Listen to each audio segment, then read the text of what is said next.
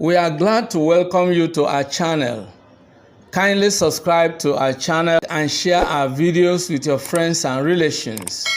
And click on the bell icon for instant notification whenever new videos are uploaded on this channel. Rest assured that we are going to have a very exciting and inspiring discussion. Let's dive into the lesson right away. Hello and welcome back to English Classes Online. Today we are talking about something every student must know, something really important, and that is phrases and clauses. That's exactly the topic for today's discussion. Something every 100-level student must understand. Phrases and clauses. Whether you are writing essays, answering exam questions, or simply trying to speak English fluently, knowing the difference between a phrase and a clause will change the way you write and communicate. Let's break it down step by step with plenty of examples. Number one, what is a phrase? A phrase is a group of words that work together but do not contain both a subject and a predicate. Examples of phrases are in the morning, the tall boy, running very fast. Notice that none of these has a subject and a verb forming a complete idea. So phrases come in different types. Noun phrase, for example, the big house. Verb phrase, for example, is running quickly. Prepositional phrase, for example, under the table. Adjective phrase, for example, very beautiful. Adverb phrase, for example, quite slowly.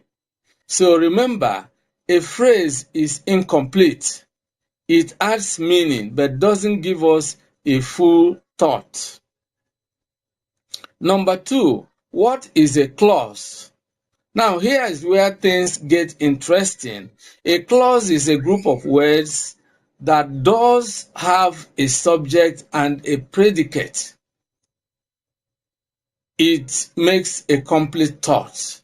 Examples of clauses are she sings, he is reading a book because it was raining.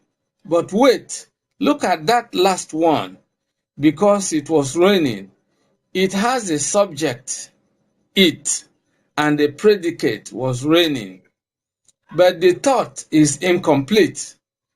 That is because there are two kinds of clauses. Independent clause, which makes a complete thought. For example, the boy is sleeping. This makes a complete thought, is a complete idea. Then you have dependent clause that cannot make a complete meaning, but rather it needs another clause. For example, because the boy is sleeping, this leaves us hanging. Why does this matter? Why does this matter? At university, your professors expect complete sentences and clear writing. If you confuse clauses and phrases, your writing may be weak or incomplete. For example, it is wrong to say, when I got to the class. This is incomplete thought. It's a dependent clause. The correct thing is to say, when I got to the class, the lecture had already started. So this makes a complete thought. Can you see the difference? Number four, practice time. Phrase or clause. Let's test your ear. I will say some examples and you decide whether it is a phrase or a clause. Across the road. Is it a phrase or a clause? Pause for a while. Of course, it is a phrase. She laughed loudly. Is this a phrase or a clause? Pause for a minute and then see if you can figure it out. It is a clause. Because he was late. Is this a dependent clause or an independent clause? I want you to pause and think about it. It is a dependent clause. The hard-working students. What type of grammatical structure is this? This is a noun phrase. So if you got all these right, great job. Now here are the key takeaways. Here is what every 100 level student must know. Phrases are groups of words that have no subject and predicate together, and it makes incomplete idea. Clauses have subject and predicate and make complete or incomplete idea. Independent clauses make complete idea and can stand alone, while dependent clauses cannot. So, the next time you are writing, ask yourself, does this group of words have a subject and a predicate? If yes, it is a clause. If not, it is a phrase. That's it for today's lesson on phrases and clauses. If you found this video helpful, don't forget to like this video, subscribe to English Classes Online, and share it with your friends. Thanks for watching and see you in the next lesson. Bye for now. Many thanks for watching today's video.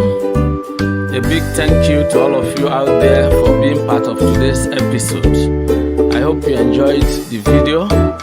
If you did, kindly subscribe to this channel. Subscribe now as a way of giving us support. For notification about new videos, click on the bell icon. You will find the bell icon. Click on it so that whenever a new video is uploaded, you will be instantly notified. If you have actually enjoyed the video, like and share the video with your friends and relatives. This is very important.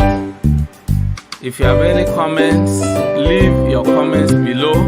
Any questions, any suggestions, we would gladly receive them and respond promptly and positively to them. See you in the next video. I look forward to always seeing you in the new video.